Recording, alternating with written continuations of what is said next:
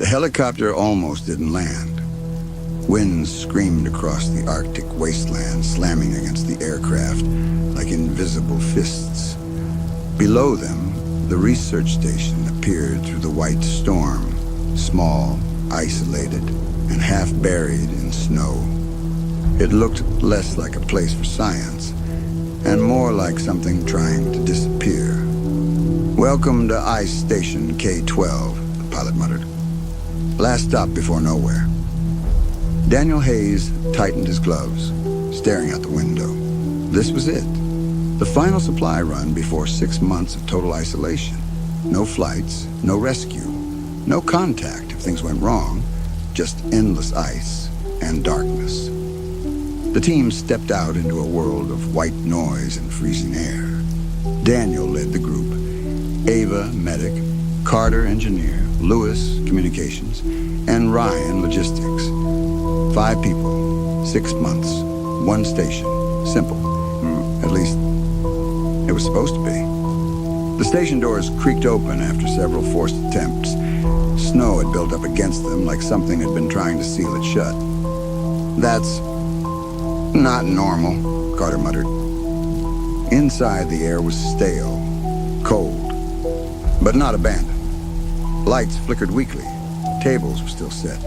A coffee mug sat on the floor, frozen mid-spill. "Hello?" Daniel called out. No answer. Lewis moved toward the control panel, brushing frost off the screen. "Power's still running. Barely." Ava frowned. "Where's the crew?" According to the logs, the previous team had left 2 weeks early. Emergency evacuation, but nothing looked like an emergency. No signs of struggle, no damage, just silence. Ryan kicked something lightly near the entrance. "Hey, look at this." They gathered around, scratches, long, deep, dragging across the floor. Not random, directional, leading down the hallway.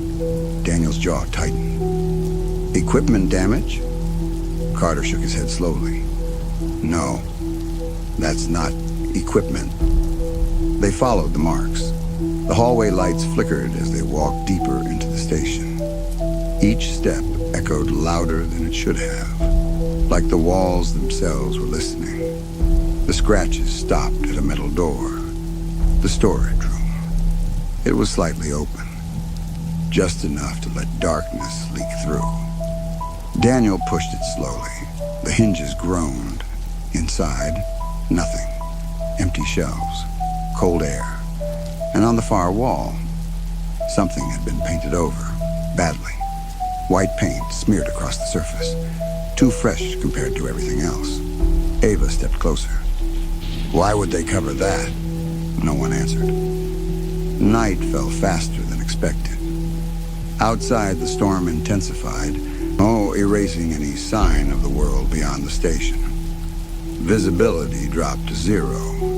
The helicopter was already gone. They were alone now, completely. Inside, they tried to settle in, generator humming, lights flickering, silence pressing in. Later that night, Carter went to check the backup generator. 5 minutes, he said, grabbing his jacket. "I'll be back." Daniel nodded. "Don't take long." The door shut behind him. The wind howled. 5 minutes passed, then 10, then 15. "Where is he?" Ava asked. Daniel stood up. "I'll go." The radio crackled suddenly. Lewis turned sharply. "That's the outside channel." Static. Then a voice. "Hello?" It was Carter. Something was wrong. His voice sounded distant, strained. "I'm at the generator, but..." Static cut in. "Someone's here." Daniel grabbed the radio. "Carter, who's there?" Silence. Then, "He's been here the whole time." The signal died. The lights flickered once, twice, then steadied. Outside, in the middle of the storm, something moved near the generator. Not fast, not panicked, just watching. And inside the station, they realized something terrifying. Carter never came back in. But the door was already locked from the inside. Daniel didn't move at first. His eyes stayed fixed on the door, locked from the inside. No one had touched it since Carter went out. Ava whispered, "That's not possible." Lewis was already shaking his head. No. I checked that lock earlier. It's manual. You can't lock it from outside." Silence filled the room, heavy, crushing. Then Daniel snapped out of it. "Open it!" Ryan rushed to the door, his gloved hands fumbling slightly before gripping the handle. He hesitated. "What if—" "Open it," Daniel repeated. The lock clicked. The door groaned as it swung open. Instantly, freezing wind burst inside, screaming through the hallway like something alive. Snow sprayed across the floor. Daniel stepped out first. "Carter!" he shouted into the storm. Nothing answered but the wind. They moved as a group this time. No one stayed behind. Flashlights cut weak tunnels through the white chaos, barely reaching a few feet ahead. The station vanished behind them within seconds. "Stay close!" Daniel yelled. Lewis checked the tracker. "Generators 30 meters east!" They pushed forward, boots crunching against ice. Then Ryan stopped. "Wait!" His flashlight trembled. "Do you see that?" At first, it looked like a mound of snow, half buried, still. Then the wind shifted, and the shape became clearer. A hand, frozen, reaching upward. Ava gasped. "Oh, God!" They rushed forward, clearing snow with frantic movements, and it didn't take long. Carter's body emerged from beneath the ice. But something was wrong, very wrong. His face was frozen in terror, eyes wide open, lips parted as if his final scream had been stolen by the cold.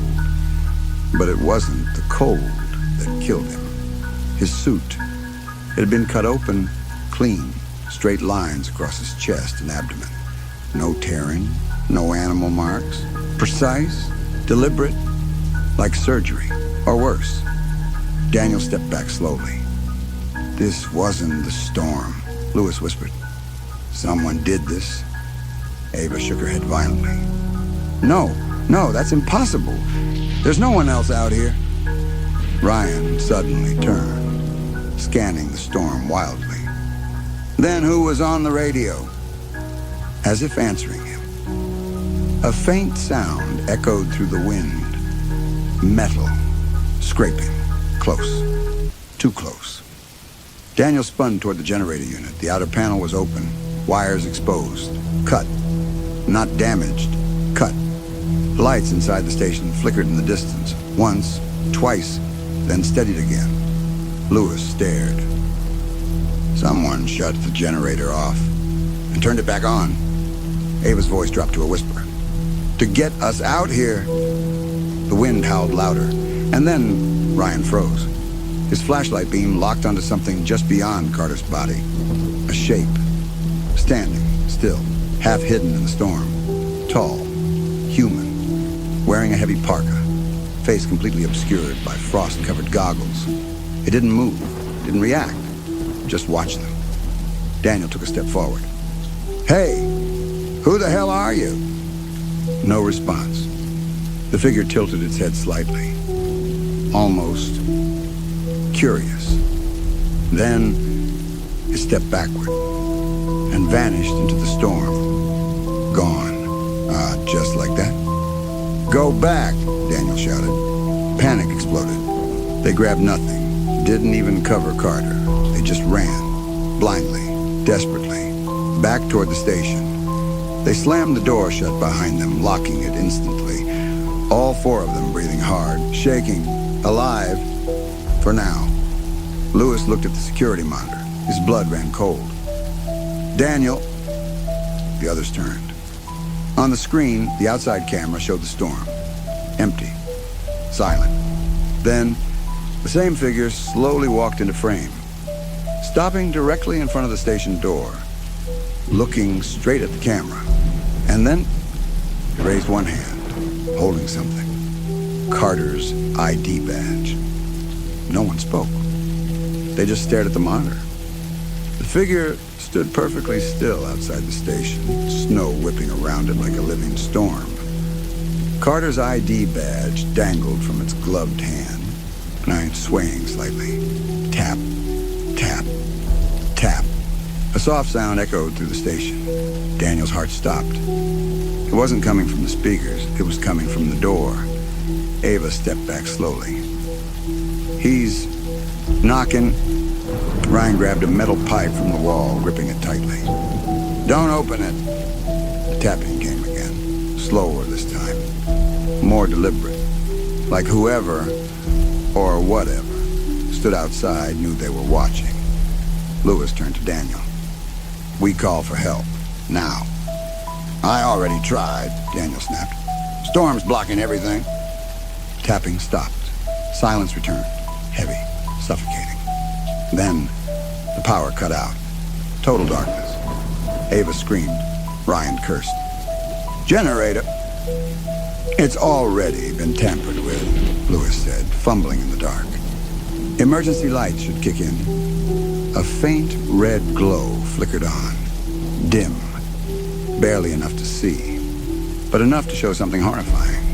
The hallway behind them was open. Daniel turned slowly. The storage room. The door they had checked earlier, the one with the painted wall, was now wide open. I closed that, Ava whispered. No, Ryan said quietly. I did. A cold draft seeped out from the darkness inside, and with it, a smell. Metallic. Fresh. Daniel raised his flashlight and stepped forward. No one else is here, he said, more to convince himself than anyone else. He pushed the door wider. The beam of light hit the far wall. The paint. It was peeling, dripping, still wet. And beneath it, words, scratched deep into the metal, over and over again. He's not outside. He's not outside. He's not outside. Ava choked back a sob.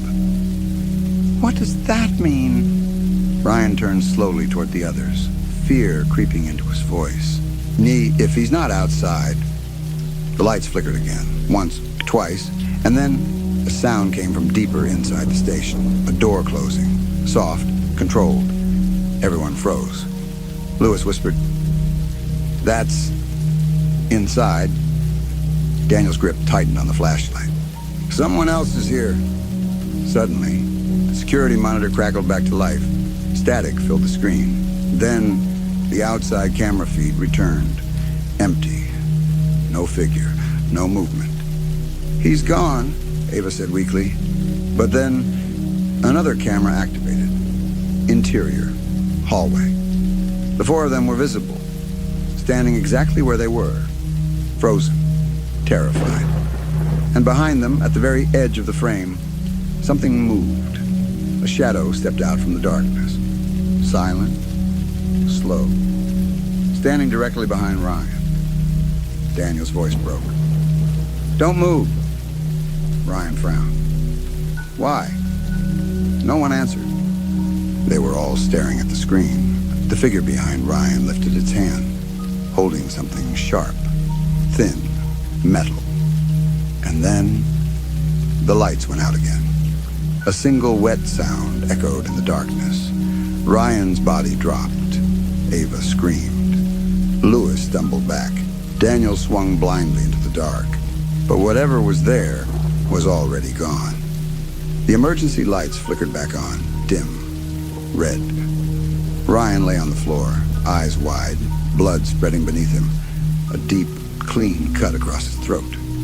Daniel turned slowly, heart pounding, mind breaking. There's no one here, he whispered. But deep inside, he knew the truth. The killer didn't need to hide outside, didn't need the storm, didn't need to chase them. Because now, it was already inside the station. And worse, it knew exactly where they were. No one touched Ryan's body. They couldn't. Ava had backed herself into the corner, hands pressed over her ears, whispering something over and over like a prayer. Lewis stood frozen near the monitor, his eyes locked on the screen as if looking away would make it worse. Daniel was the only one moving, barely. Slow steps, controlled breathing, trying to think, trying not to panic. "We seal this section," he said finally, his voice low but firm. "No one moves alone, ever." No one argued, because now there were only 3 of them left. They dragged Ryan's body into the storage room, not out of respect, out of fear. No one wanted to leave him in the open, not anymore.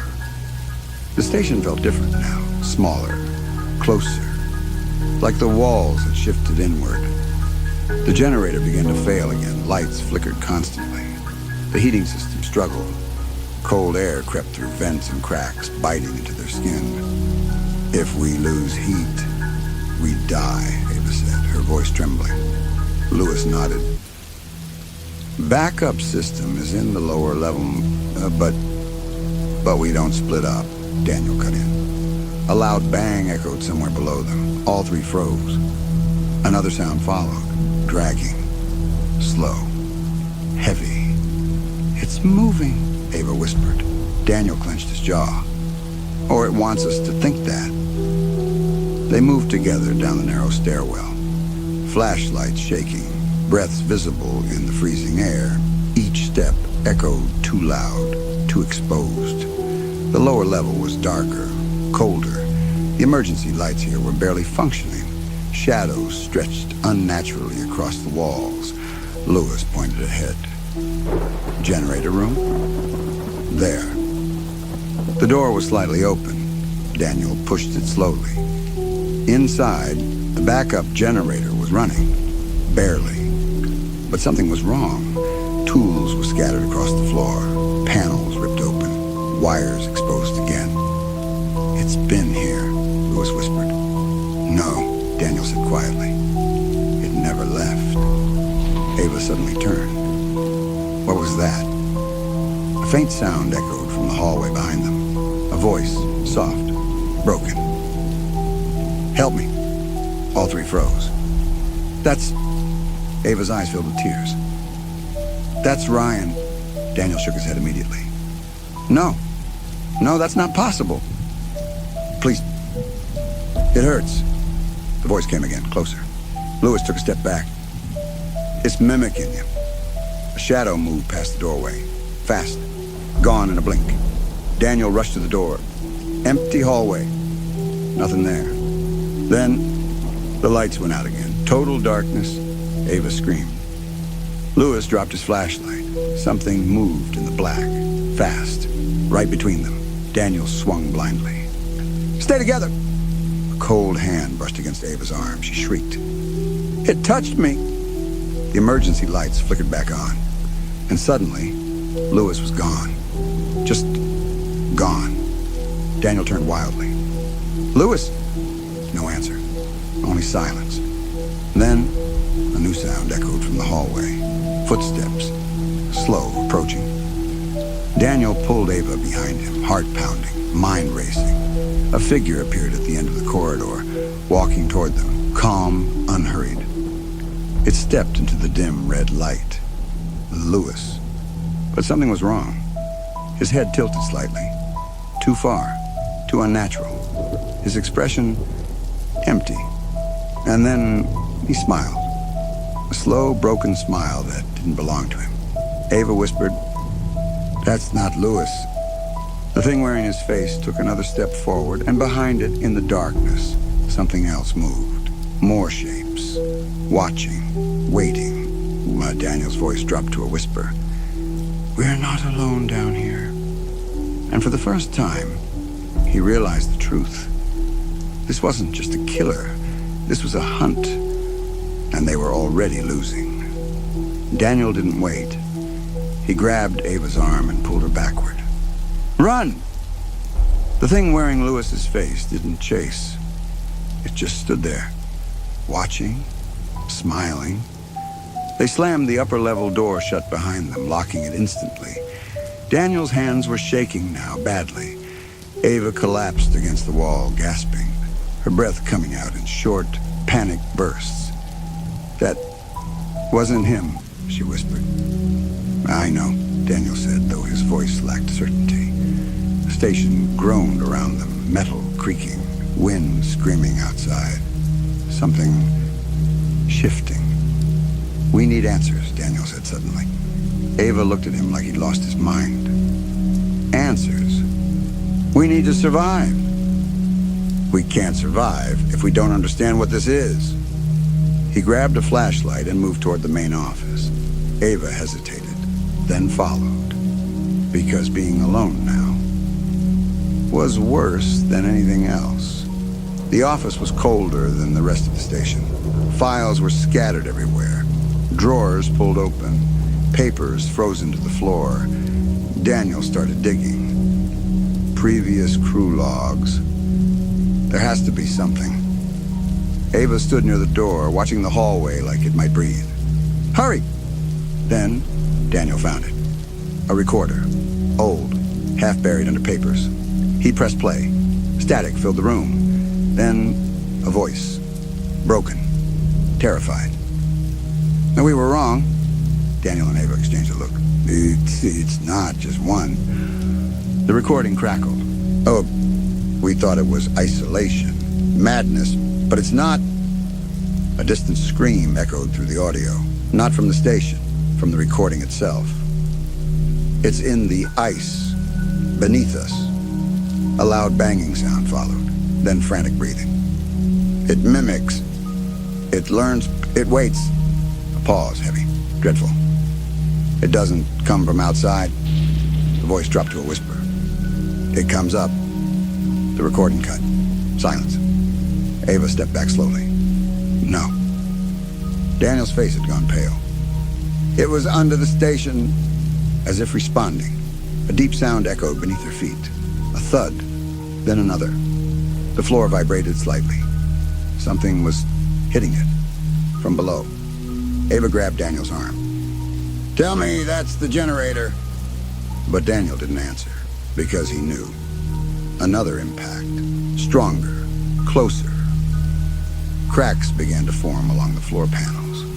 Thin lines spreading outward like veins. Then, a sound. Not mechanical. Not human. Something between the two. A voice. Multiple voices. Layered together.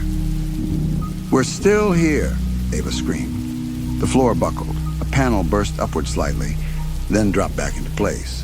Daniel stumbled back. "It's trying to get through." And then the lights flickered violently. The hallway behind them darkened. And in that darkness, shapes began to form. Not one, not two, dozens, standing, watching, each one slightly different, each one wearing a face. Carter, Ryan, Lewis, and others. People they had never met. Ava's voice broke completely. "Those are the others," Daniel whispered, barely breathing. "All the crews." The shapes didn't move, didn't attack. They just stood there, waiting. Like something beneath the ice was controlling them, learning from them, growing. And then, all at once, they smiled. The same broken, unnatural smile. The floor cracked again, louder this time. And Daniel realized the truth. Too late. This wasn't a station.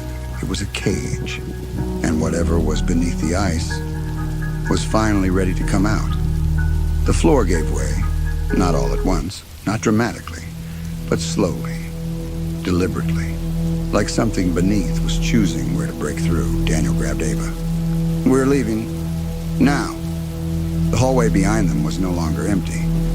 The figures had moved closer, silent, smiling, watching. Ava was crying now. "Where do we go? There's nowhere to go." Daniel's mind raced. Then, the emergency snow vehicle.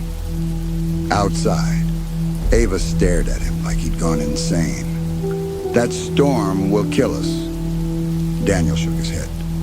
"Staying here will be worse." Another crack split through the floor. This time, something pushed up from beneath, a shape, pressing against the metal, stretching it outward. And then, A hand broke through. Not human, not fully. Too long, too thin. Its skin looked wrong, like it was still forming. Ava screamed. Daniel didn't wait. He dragged her toward the exit. Behind them, the station began to collapse inward. Panels bending, lights bursting, voices rising. Don't leave. Stay with us. We're still here. The voices overlapped, layered, endless. They reached the main door. Daniel ripped it open. The storm hit them like a wall, blinding, freezing, violent. They ran anyway. The snow vehicle sat barely visible through the white chaos, half buried, silent. Daniel reached it first, yanking the door open. Get in! Ava scrambled inside. He turned the ignition. Nothing. Come on! Come on! The engine coughed, struggled, then roared to life. Ava sobbed in relief. Daniel slammed the door shut and pressed forward. The vehicle lurched through the snow, headlights barely cutting through the storm. Behind them, the station disappeared into the white void. Gone. For a moment, there was only the storm. Then, Ava slowly turned, her voice shaking. Daniel. He didn't look away from the road. What? Look in the mirror. Daniel hesitated, then glanced up, and his blood turned to ice. In the back seat, someone was sitting, still, silent, covered in frost. Its head tilted slowly, and then it smiled. The same broken, unnatural smile. Daniel slammed the brakes. The vehicle skidded violently. Get out! He shouted. Ava didn't move because she was staring at him, not the mirror. Him. Her expression had changed. Her smile didn't belong to her. You shouldn't have left, she whispered. Daniel froze. Outside, through the storm, a distant sound echoed. Helicopter blades. Rescue. Too late. The vehicle sat still, engine running, doors closed. Inside, no movement, no sound, just silence. Hours later, the helicopter arrived. The crew stepped out cautiously, weapons ready. They found the vehicle, engine still running, lights still on, but inside, empty. No bodies, no blood, no struggle, just frost covering the seats. And on the inside of the windshield, something had been written from the inside. Slow, careful. We are out now. The wind howled louder, and far beyond the storm. Something moved across the ice. Not running, not chasing, just walking, learning, waiting. Because now it wasn't trapped anymore.